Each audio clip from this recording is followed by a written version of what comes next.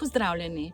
Na prijazno pobudo založbe Kjara bi vam prebrala kratko zgodbico iz knjige Airbnb-ovske zgodbe z naslovom Andy in Sara.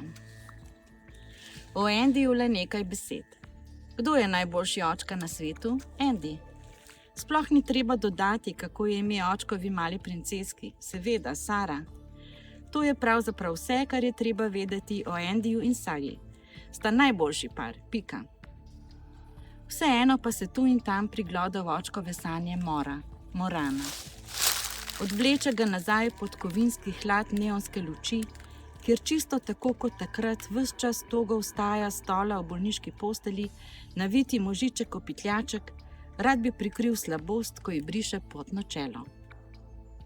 Njun čas je postal gumitvist na natezalnici večnosti, vsaka sekunda razvlečena v neskončnost, pa le še kaplja v polglasnem taktu kapljajočega 5F-u kemoterapevtika. Zdi se totalno neresnično, znanstvena fantastika. Vmes kliče oddelčno sestro, ona bruha v kovinsko ledvičko, nekdo mu potiska v roke rolo papirnatih brisač. Podpira njeno drobno roko v modri bolnišnični halji, tako tanka in presojna je že, kot dih. Gologlava in oddaljena diha,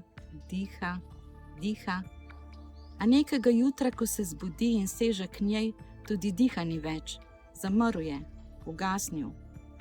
Se odvrtel v modro nebo, kot tisti čarobni dim v risanki o Aladinovi svetilki.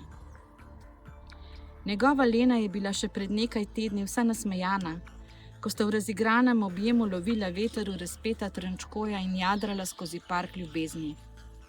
V vrtec pomalo. Privoščili so si razposajeno popoldne v Luna parku, se zaletavali z avtomobilčki in vrteli na Ringelspielu. Zgoraj nad ljudmi, majhnimi svinčenimi vojakci, se je Andy v vsej polnosti zavedel sreče, da jo ima svoji punci.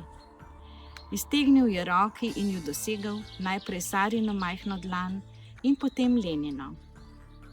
Tako so se potem držali za roke in vrteli, spodaj pa je donela glasba Pink Floydov Learning to Fly. Andy je najboljši očka. To se lahko prepriča vsak, ki prebira ocene gostiteljev na njegovem Airbnb profilu. Vsako jutro prime v roke glavnik in razdeli skrbno in z vso potrebno natančnostjo Sarine kodre v popolnoma enaki polovici, da jo potem splete v dovršeni kitki. Punčka si obleče volančkasto oblekico, posuto z rožami, takšno za barbike. Seveda, sama jo je izbrala.